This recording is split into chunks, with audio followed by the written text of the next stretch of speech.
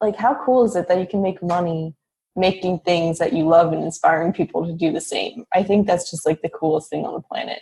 What's up, guys? Thanks for tuning into the Why Influence podcast, where we interview influencers about their why and their motivation for influencing. I'm your host, Jeremy Siegel, and today we have Audrey from Audrey EMBERs. She's in the vlog niche. She makes videos similar to Casey Neistat. She's got 15,000 subscribers and over 600,000 views on YouTube, but she has really strong engagement. She gets a lot of views for each of the videos she puts up. She also has a very effective Discord group, and she has a podcast, and she's on most popular social platforms. This interview was done a few weeks ago, so there's a major announcement in this episode. So I apologize to the avid Audrey EMBERs fans who are listening to this for bringing you some of the old news, but I hope that you get a lot of value out of listening to why Audrey is doing what she's doing. Without giving any more spoilers, let's jump into the interview. Until then, enjoy the beautiful intro music. Welcome to the Why Influence podcast, where we deep dive into the why behind some of the world's most influential people. Why do you influence? Why are you an influencer? We hope to inspire you to share your voice with the world. And now, your host, Jeremy Siegel.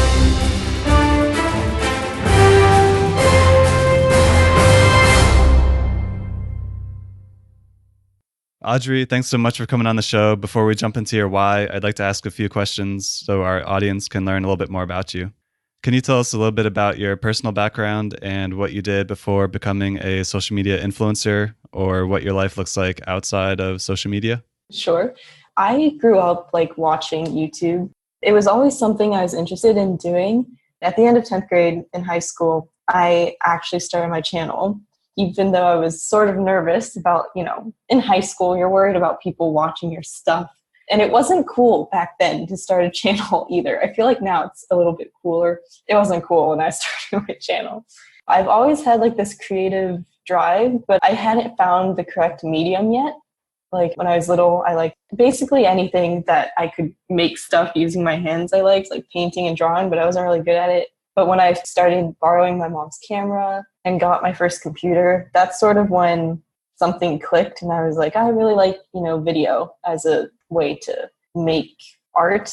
I don't know, cool things, tell stories. So yeah, that's when I got started. What social platforms are you most actively engaged on at this point? Definitely YouTube, because I post there once or twice a week. But I'm also active on Twitter and Instagram a lot. Also Discord, which is a chatting platform, basically. That's where my community hub is, so I'm always in there talking to people. Yeah, I think that's where I'm most active. All right, and it's also my understanding that you have a podcast as well? Oh, yes, I do. I'm actually going through a rebranding process on it right now, because just under a year ago, I decided I want to start a podcast, but I had no experience podcasting. So it's sort of been a trial run almost for this whole year to just get used to talking to myself. And eventually I'm going to have to transition into also doing interviews, which is going to be a learning process for sure. But yeah, I also do have a podcast.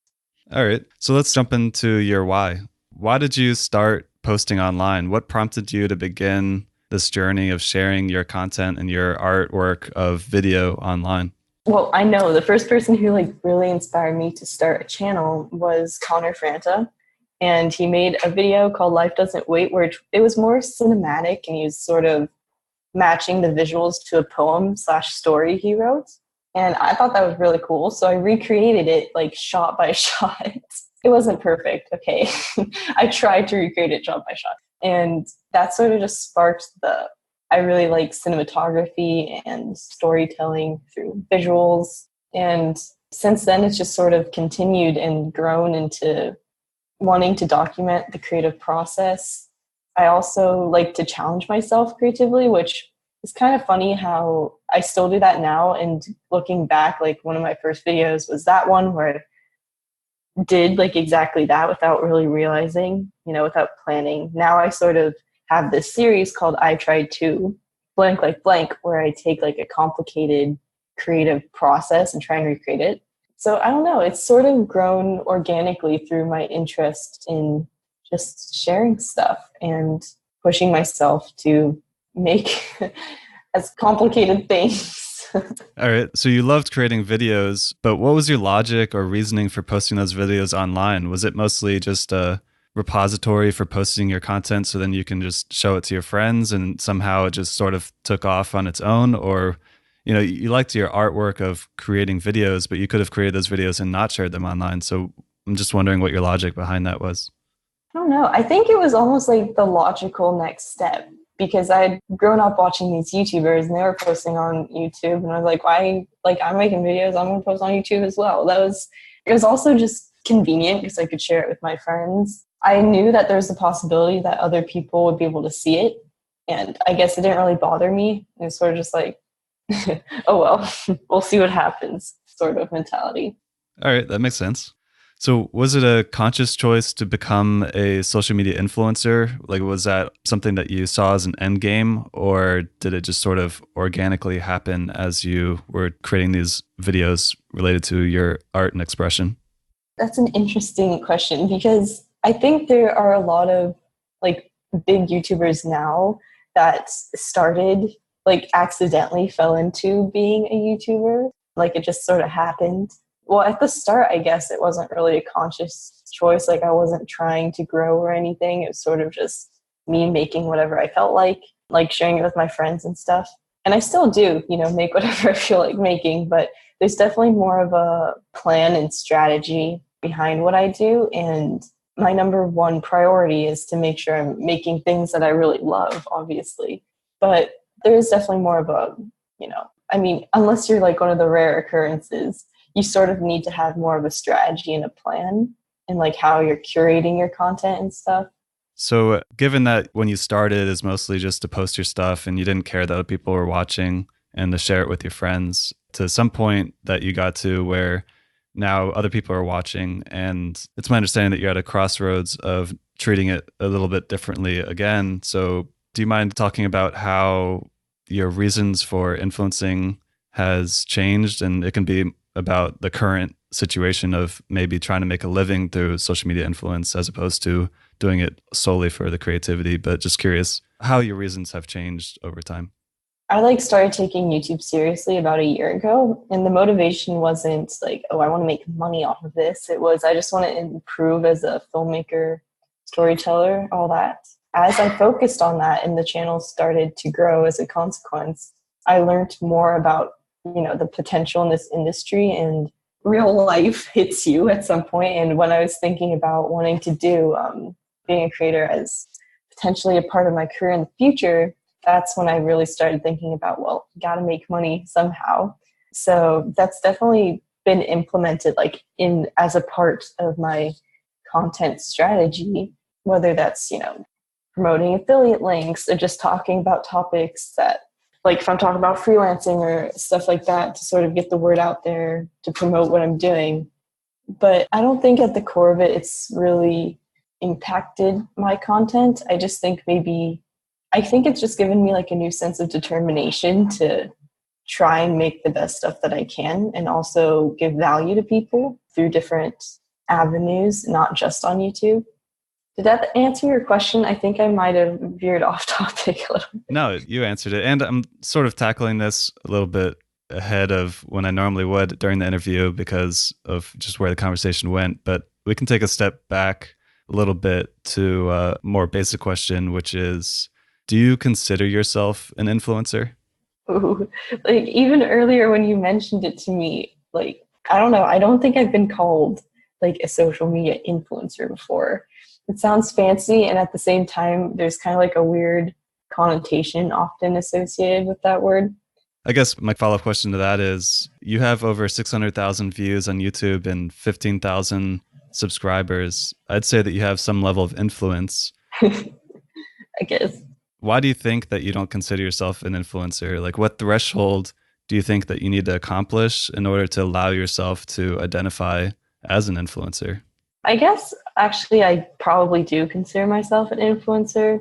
I guess when you put the numbers like that. And I do know that my audience is very engaged, and I'm super happy and grateful for how much my audience cares about my work and stuff. So I would be naive to be like, oh, I don't have any influence, because I know I do to a certain degree, but there's just always sort of been like, people have talked about what's the best word, like is creator better or is influencer better? Sure. Yeah.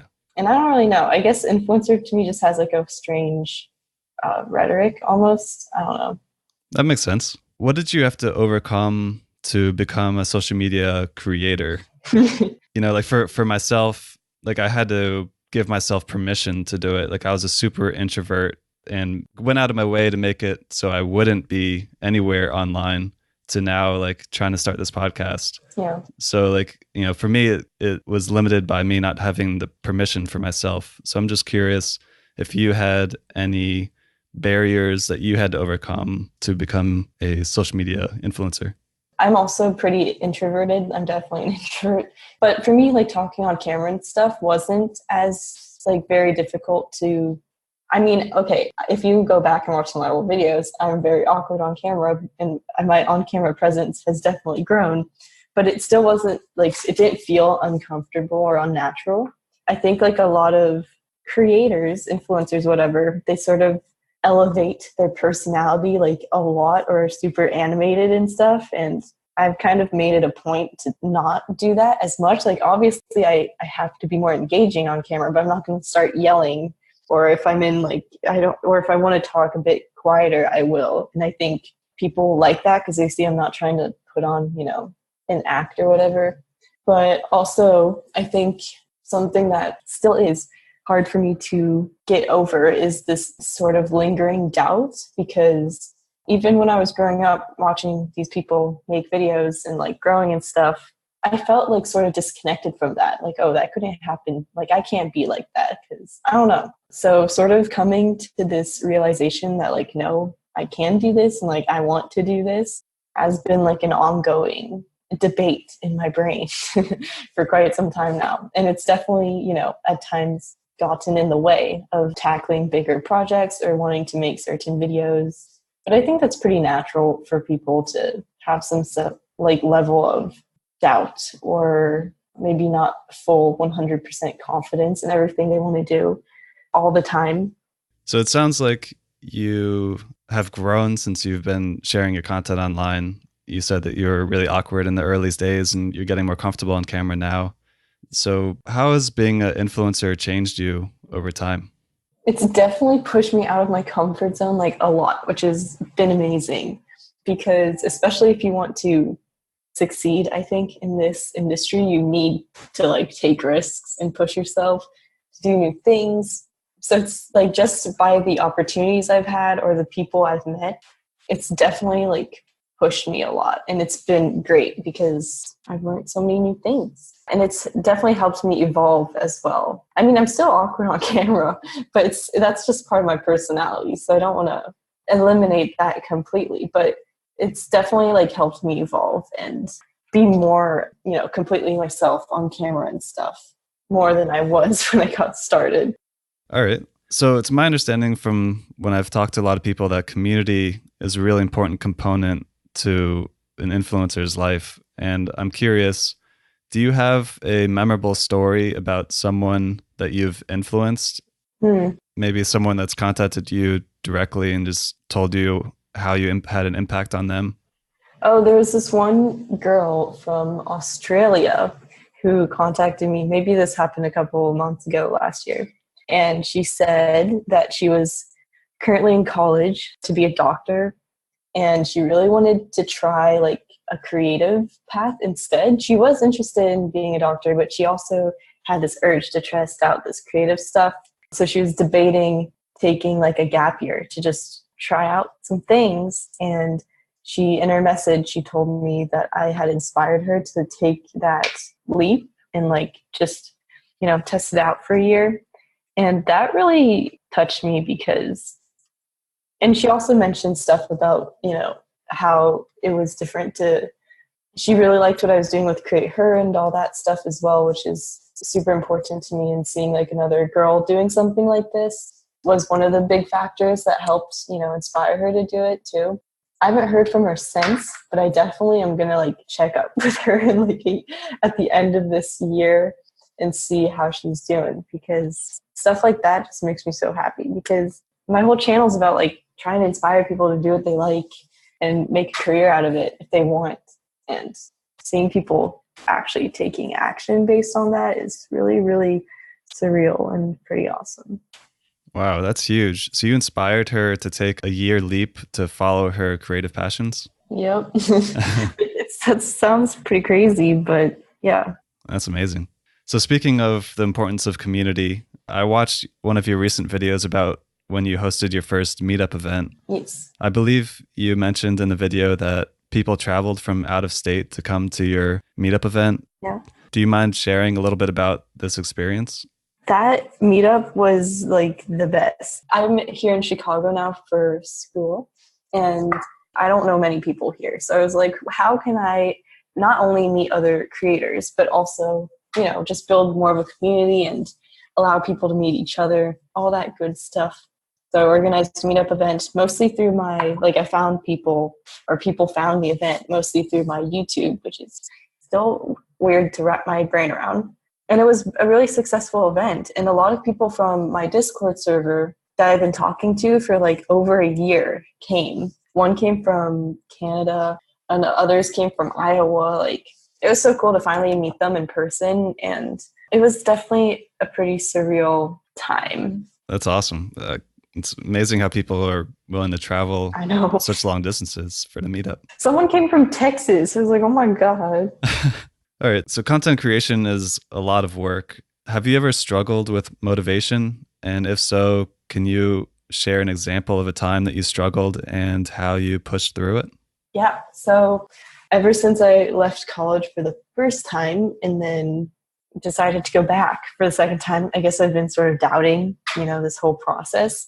And it's been taking up a lot of my mind space. I don't know. I've just always been thinking about it, worrying about it, like doubting, am I doing the right thing, blah, blah, blah.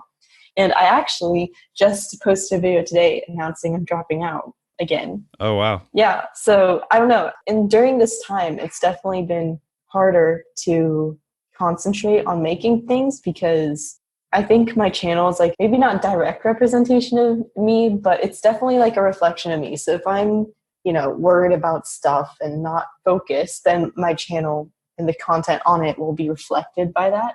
And I definitely think that's been the case for the past couple months when I've been so preoccupied with like worrying about everything. And I've definitely like lacked the motivation during this time to up my content game. And it's not that I haven't had any ideas. It's just I literally have lacked like the motivation to go out and film, or I have been staying consistent with the content I've been uploading. And I think the biggest thing I've learned like throughout that period of a lot of doubt and lack of motivation was don't get obsessed with like perfection, because I think that's what got in the way of me just uploading more, was like not thinking what I was making was up to the quality standard I had in my brain, or like the image I had in my brain of what I wanted it to be. And now I'm glad that I continued to upload, even if it's not the best stuff, just making sure I'm constantly improving in little baby steps was pretty important. Well, congrats on your decision to focus on your channel. That's huge. Thank you.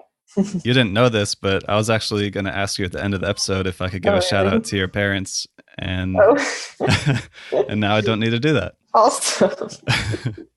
Yeah, no, I finally convinced them to give me a year to like work as hard as I can at this. And I did tell them, they literally wrote me a contract. Like, I'm not kidding. They're like, if you're basically not on track to be able to make this like a thing, then you're going to go back. And I said, okay. So I'm bound by a literal contract, so I need to make this work. But no, I'm super excited to give this 100% for this next year or so. That's awesome. Well, good luck with that. At least. I'm not planning on going back, but we'll see. Well, let's continue through this then. What do you find most challenging about being a content creator? I think the biggest thing that's been stopping me now has been perfectionism. I didn't used to be like this as much, but I think the pressure of like wanting to always be improving and stuff has been getting greater recently. And it's definitely stopped me from actually just making more things. But I do think it's necessary at the same time because I do want to up the quality of my content and just my ideas in general. I want to make bigger and better. For me, I guess the biggest challenge is just always rising to the standard that no one set the standard except for me. So constantly just rising to be able to meet my own personal standards of what's good content has probably been the biggest struggle. Yeah, that's always a struggle. I know I struggled that just with the first couple episodes of the podcast that I had to re-record myself. Oh my goodness. So what's inspiring you most about your future as far as goals and dreams go? I think it's so cool that we even have like the opportunity now to be able to make things that we love and have a platform to share them with literally anyone who's wants to watch. The potential is so big, and like I don't know exactly what I want to do career-wise, but I do know that I have big goals when it comes to filmmaking things, being a creator, also starting a business at some point. The biggest overall goal I have is just to make sure that I can have control of my creative process, and that, like, how cool is it that you can make money making things that you love and inspiring people to do the same? I think that's just like the coolest thing on the planet. And other things like Create Her that I've started recently, and which is, a cause and a purpose that I really care about. It's just, the potential is crazy, and I'm really excited, especially now that I've made the decision to leave school to like really focus on making stuff happen. Awesome. So if you were to meet someone who's either not an influencer or early stage influencer, what kind of advice would you give this person if they were interested in becoming an influencer? I get asked this question like a lot. Like, what should I do if I want to get started? And my biggest thing is just start making things and post them online. Because I think it takes a lot of courage, especially at the beginning, to just be like, I'm going to put this thing out there that's not my best, and I know I can improve, but I'm still going to post it out there for anyone to see and judge me on anyway. That's like a pretty big step, especially when you're getting started. A lot of people don't know like what type of content they want to make, or maybe they're not the best at editing or filming or whatever. And it's just going to be a lot of trial and error, and you sort of have to accept that and be ready for whatever happens to happen. Definitely just make as much as you can, especially at first, and just put it out there and see what happens. And you can only grow from it. Like, don't overthink it too much at the start. That's the biggest thing I think that holds people back, is just overthinking things way too early. Yeah, just posting stuff and accepting whatever happens will happen is great advice. Yep. You have really high engagement with 15,000 YouTube subscribers. You're getting a little over 2,000 views per video on average. What's your secret sauce? What are you doing that you believe is a little bit different than what the average YouTuber is doing? I focus on community so much. It's like my number one priority. I was trying to respond to almost every single comment, or I'll like or heart them. I think that's really important. If you can, engage with as much as you like all of the comments, like do it. It makes me really mad when I see like smaller YouTubers not responding to comments or engaging at all. Even if like in their videos they're like, leave a comment, I'll respond, and then they don't. That makes me so angry. It's just about being like authentic, and I think my audience sees that. And I've been building like this community of creators who are at different stages in the process, but I think all of that, of being highly engaged with people who watch and like actually caring, and sort of making content that's bigger than just me. So opening up the conversation to the people watching, offering value in other places, not just on YouTube, has also been really important. And I've also done things like start a community hub, my Discord server, and actually being like present on there. I don't know, there's like literally just engage as much as you can and actually care. Like if you don't care about your community, there's something wrong. And it's definitely more like, I just got a comment today, like on this video I posted about leaving school. The support has been insane. I only know, I haven't checked my phone in a while, but there were some people commenting like, we're not just viewers, like we really care about you. And I was like, oh my God, it's so crazy. But I think it's like, it's a reciprocated like relationship. I actually really care about the people watch my video. And so in return, they care more about me. You know, it's natural. You can't expect there to be higher engagement if you don't actually engage with the people watching. I like that. Yeah. Keeping up with your community and caring about them and engaging with them is huge. And I mean, it definitely gets harder as you grow, but I know, like, I've heard of from people who have larger audiences that they'll dedicate like an hour to responding to comments and stuff. And I think that's a good strategy because obviously you don't want to be overwhelmed completely. But if you're still at the point where you can respond to everyone and engage with as much as possible, you should be doing it. I don't see any excuses. Awesome. Well, I appreciate you sharing your why with us. I'd like to end the podcast episode with giving you the opportunity to talk a little bit about your brand, your social accounts, your podcast, Create Her, and anything else you'd like to share with our audience. I mean, Create Her, I don't think I explained what it was. It's a hashtag for women creators who make like filmmaking, tech type content to share their work and be able to go through the hashtag and find others who make similar things as them. Because, I mean, it's no secret that this niche is mostly dominated by guys. So this is just a way for us to kind of like find each other. So I'm like heavily invested in that. I'm actually about to launch it like officially soon. And other than that, I mean, there's my YouTube where I post most of my stuff, and then Twitter and Instagram. And yeah, that's about it. Oh, and my podcast that I'm rebranding. But right now it's called Embers to Flames. I'm not sure if it will stay with that name.